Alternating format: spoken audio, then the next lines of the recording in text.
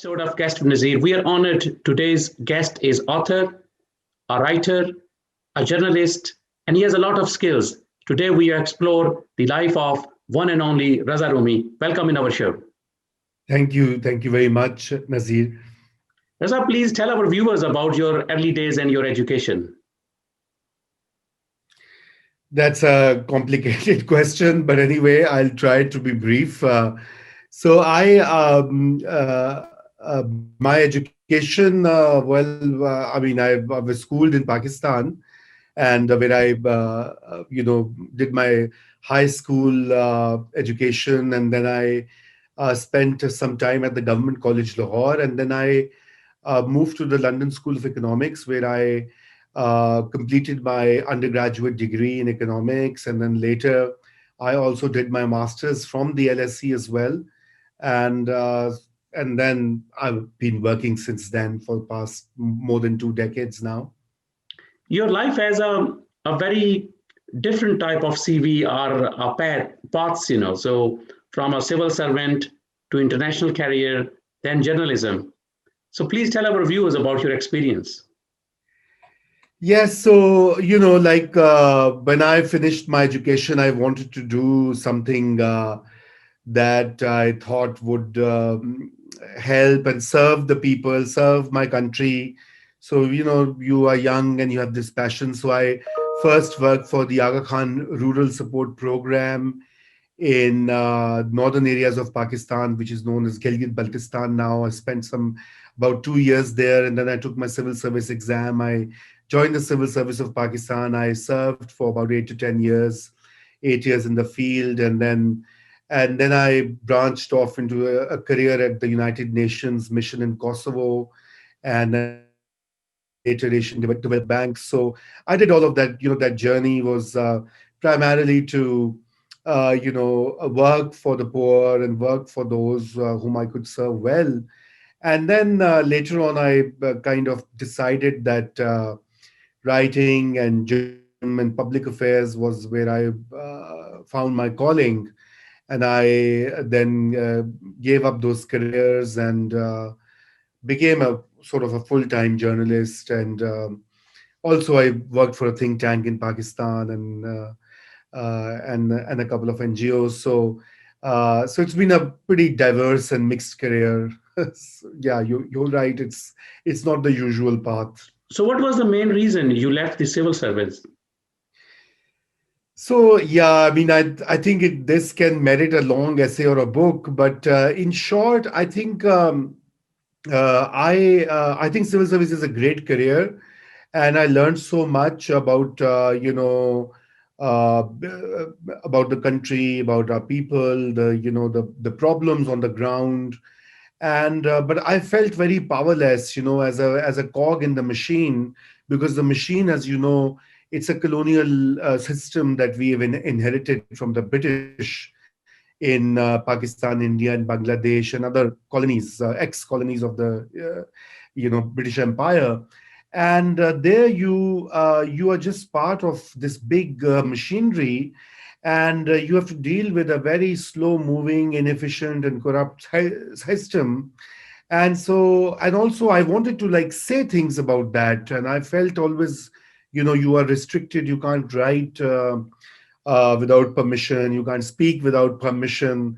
So I thought that freedom of expression was really important to my life and my journey. So that's why I chose writing and journalism. I started off with the Friday Times, a magazine in Lahore. I was first a contributor, then an editor. Then I was on a couple of TV channels, also editor of the Daily Times, a national newspaper. I think that's where I kind of belong. Raza, have you ever thought that you will give a feedback or a book to Civil Service Academy in Pakistan? So the future officer of the civil service, the challenges you have faced, so they will at least combat with their skills. Well, I mean, I have written a few articles, and I've spoken at the various institutions, civil service training institutions. But there's no dearth of solutions. There have been many, 8 to 10 big commissions have done their reports on civil service reform.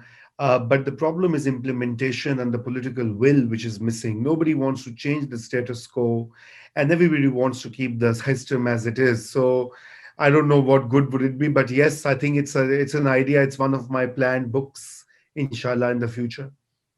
Raza, you're keeping close eye on India-Pakistan relationship. Today, 28 years has been completed, the tragedy of Babri Mosque. So the justice was delivered according to Indian authors, but if we will take independent view, especially your views, what do you think about this?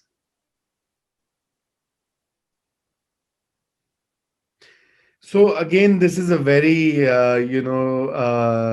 complex subject. But in short, what we have seen is that there is a continuation of the colonial construction of identities in India and Pakistan. Based on religion, and we in Pakistan we have seen how religion was used for political purposes right from the very start. The objectives resolution and other, every politician in Pakistan, including the current prime minister, they all want to present themselves as these devout Muslims, and they use faith as a reference. And but in India, which started off with a secular trajectory and a secular constitution, India has taken a totally different turn in the last 2 3 decades, where religious identity is now the key, the primary identity. And even the current ruling party in India, excuse me, wants to create a Hindu nationalist state in India. And Babri Mosque is one of those high points when this thinking was being advanced by the BJP and its ideological sort of umbrella called the RSS. And it's all where a supposed temple in the mythological past had been demolished to build a mosque by Emperor Babur, and then they had to remove that mosque to return India to its Hindu roots. So it's a very political project. Of course, it's given a religious cover, but in reality, since Babri Mosque, the BJP its power has been rising in India. Today, it's in the second term in India, and it's a very worrying thing, not just for Indians and India itself, but also for the region. For because in Bangladesh and Pakistan and other countries used to look up to India as a secular democracy, but no longer is the case. There are voices in India that want to end the secular constitution or and change it to a religious state. So and religious identities create divisions between people, especially when you use politics for that purpose. It leads to violence, it leads to majoritarianism.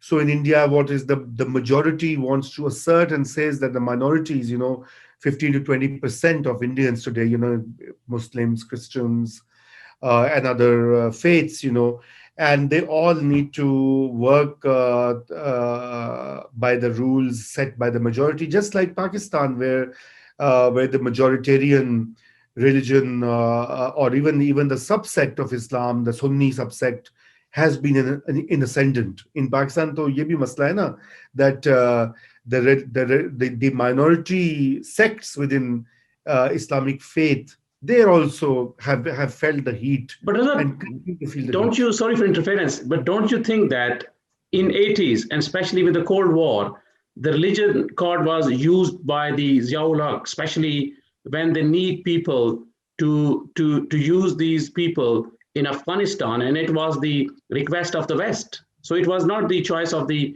Pakistani leadership itself. It was a request from the allies of that time.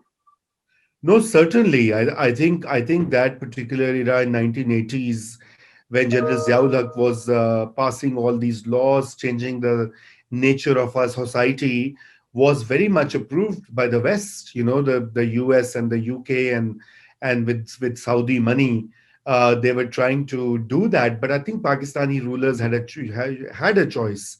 The problem in Pakistan was that it was under a dictatorship, and the dictator General Zia wanted legitimacy for his rule because he had no legitimate cause to be in power. So he used Islam as a faith. I remember in 1984 he held a referendum in which the question was asked, "Do you want an Islamic system in Pakistan? If yes, then General Ziaul is the president. If no, then so it's like one person became the what we call the takedar or contractor of Islam. So it's misuse. We had a choice. I mean, of course, Pakistan is a poor country, weak country, dependent country on the West, especially the US, for economic and military aid. But I think our rulers have also used it for their purpose, frankly speaking. But Raza, in when we see this, so especially Pakistan's history, 9/11 was a totally game-changing time for Pakistan when President Musharraf at that time accepted that they will be part of it.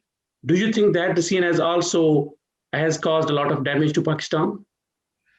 I think that decision was also very critical and very problematic for Pakistan's. But I think again the problem was, what choice did Musharraf have?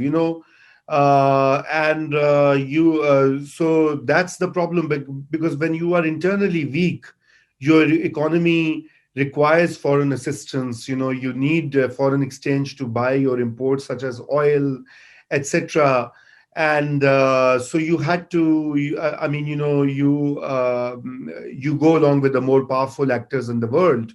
So but definitely I think that that was again a turning point when the state totally changed its direction, or tried to change. So the mujahideen of the past now became the enemies, and the war on terror was fought.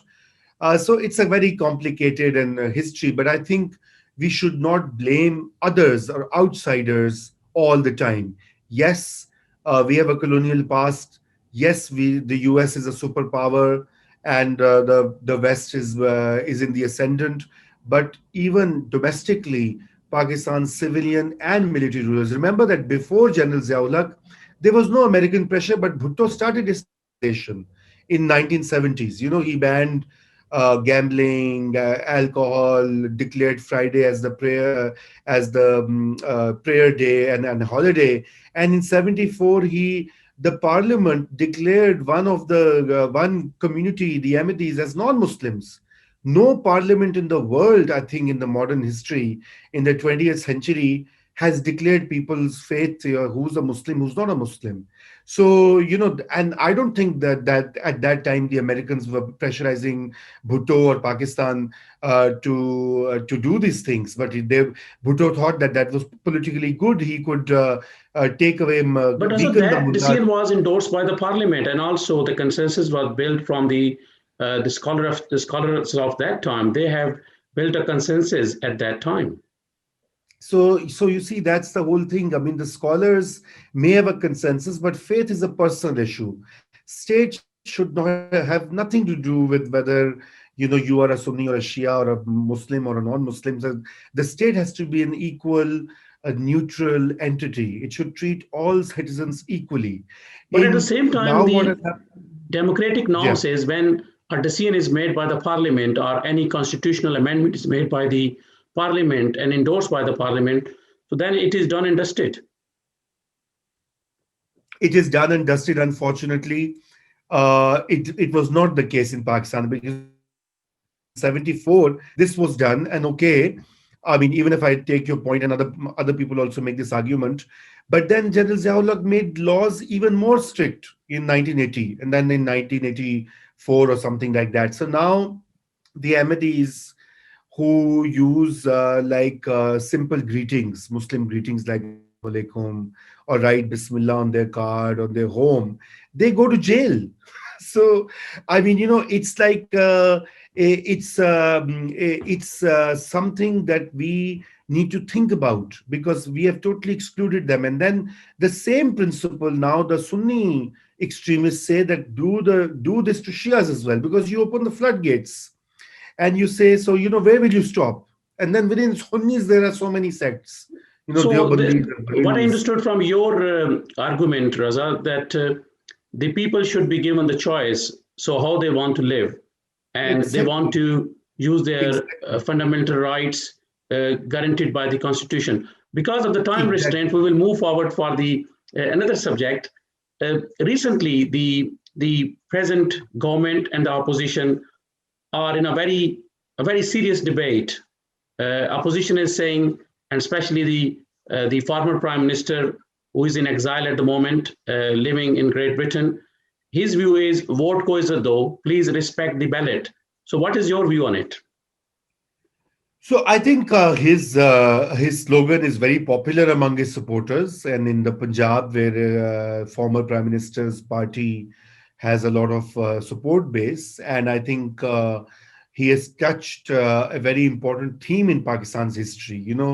In Pakistan's entire history, this has been a problem. So if you remember in 1971, so unfortunately, we cannot talk about the past without talking about history. What was the problem in 1970? There was an election in Pakistan. There were two East Pakistan, which had greater population, 56%, and there was West Pakistan. The East Pakistani party, led by Sheikh Mujib, won the election, but the West Pakistan was the dominant, controlled the state power. They did not want to transfer power to Mujib. They said he's an Indian agent. He's not loyal enough.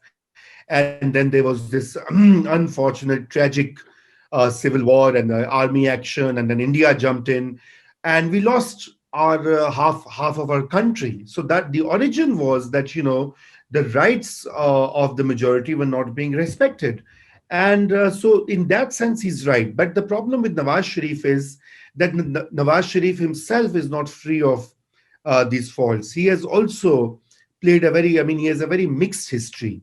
In the 1980s, he was also a product of a military regime under Ziaul Haq, whom we were talking about. I mean, he's the one who picked him and made him into a CM, and then the establishment made him into a prime minister.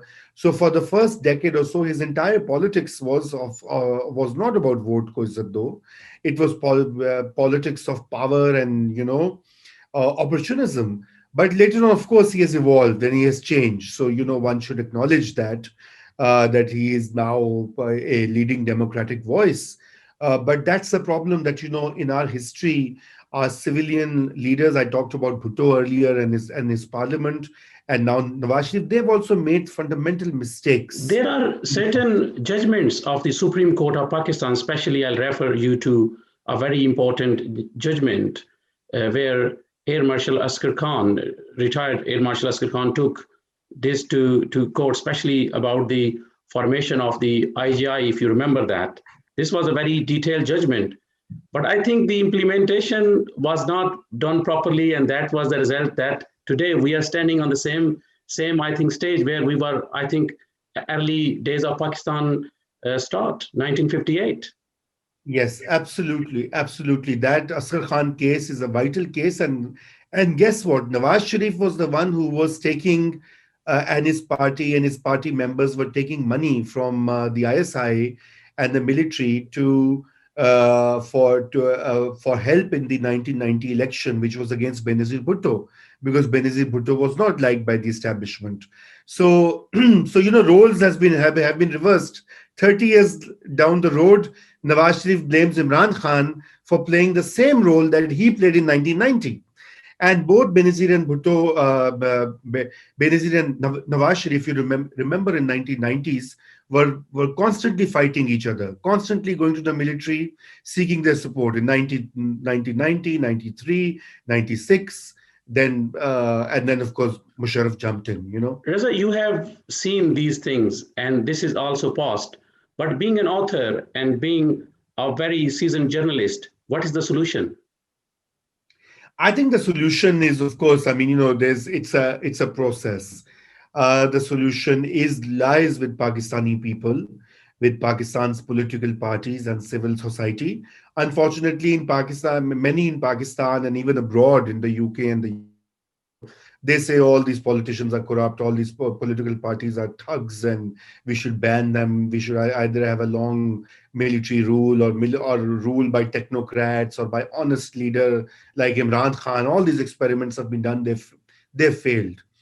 The solution lies with the political parties and the people of Pakistan. They have to pressurize these political parties to do internal changes, to become more democratic themselves. But bureaucracy and military can't do it. They have tried in the last 60, 70 years.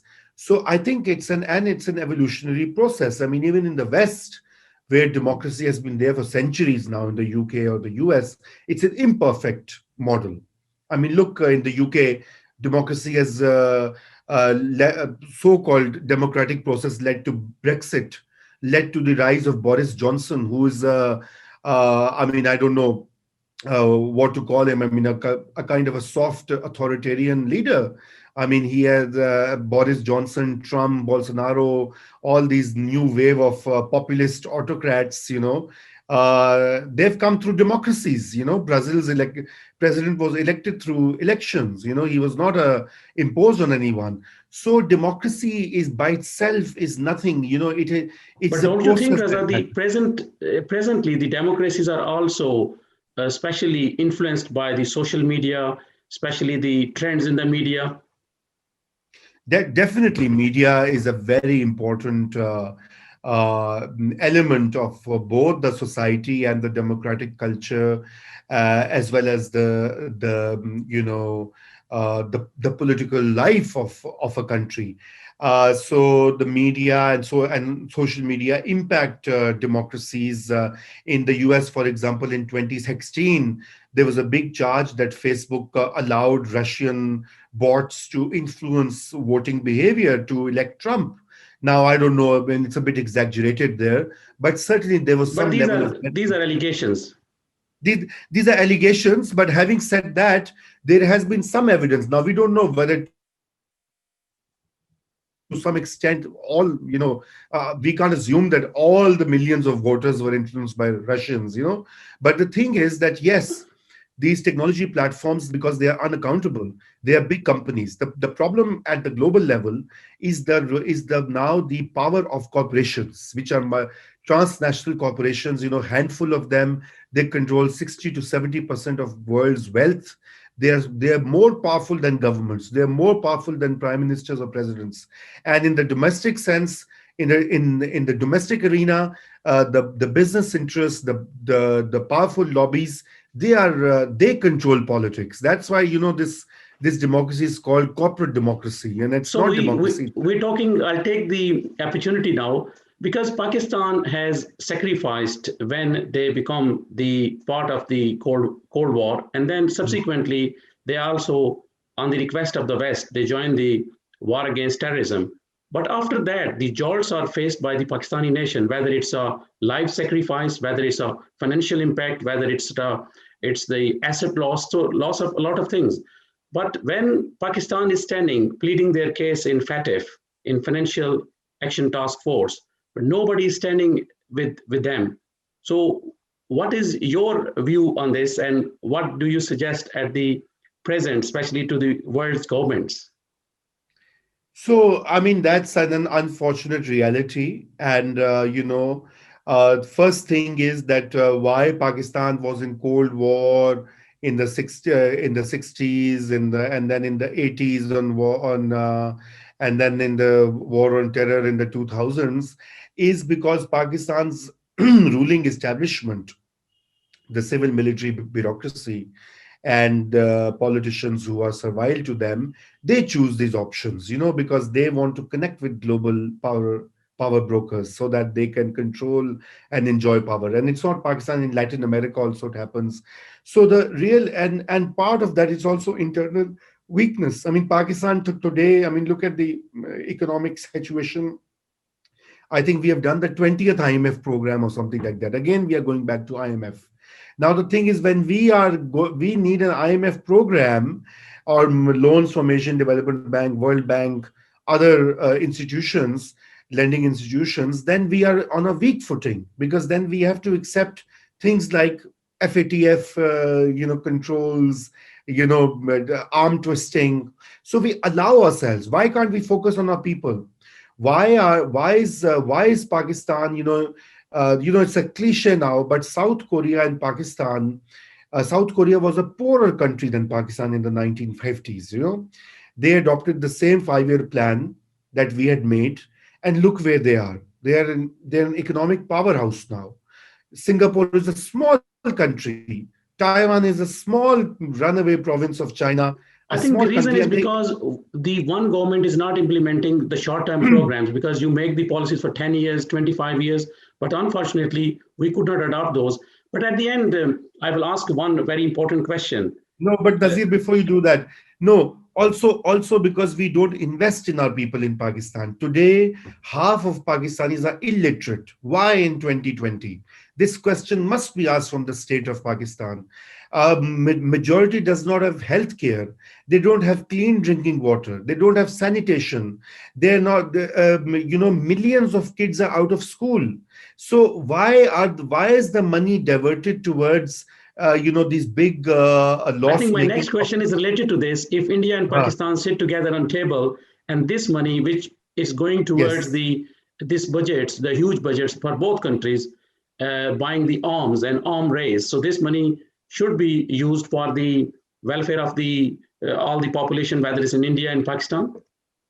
absolutely, absolutely. Both India and Pakistan have to. Indians they buy arms and arms and arms, and half of Indians live below what $3 a day or something like that. World's largest number of malnourished kids are in India. I mean, UNICEF says that. I'm not saying that, right? And look at their arms purchase. I mean, whom are they buying those submarines and atomic nuclear weapons and big armies for what? You have to invest in our people. And the issue is that again, I go back to the even the Kashmir issue. It was bungled by the British. But the problem is that we, the inheritors, our states that inherited the Raj, they could not come up with a solution. Even after 73 years, they have not been able to sit on a table face to face and say, okay, let's sort this issue out. Even today, we are still fighting, and there's a build up. Now they not even talking to each other. So obviously military escalation will happen. Raza, thank you very much for joining me. But at the end, before you complete your introduction, what is your message for our viewers today?